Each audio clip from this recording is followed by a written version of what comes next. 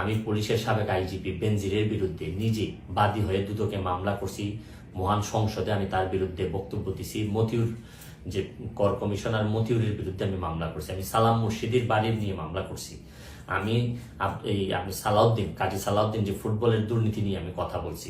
OC মুয়াজ্জেমের বিরুদ্ধে আমি নিজে মামলা করছি, করে তার 8 বছরের সাজা হয়েছে ডিজিটাল নিরাপত্তা আইনে।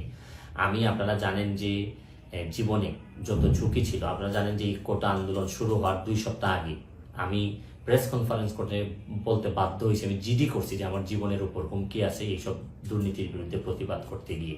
সুতরাং আমি এই যুদ্ধে সবসময় চেষ্টা করছি। এখন আপনারা যারা যে যুদ্ধ শুরু করছেন, ছাত্র জনতার নেতৃত্বে যে যুদ্ধ, এই যুদ্ধে আমি মনে করি যে দুর্নীতির বিরুদ্ধে যুদ্ধ, এই যুদ্ধে আমি আপনাদেরকে দোয়া করি যে আমি যতদিন আসি চেষ্টা করে যাব দুর্নীতির বিরুদ্ধে এই যে যুদ্ধ, এই যুদ্ধে সবসময় শরীর থাকার আমার জায়গা থেকে আমি চেষ্টা করব। এই বলে আজকের মতো বিদায় নিচ্ছি।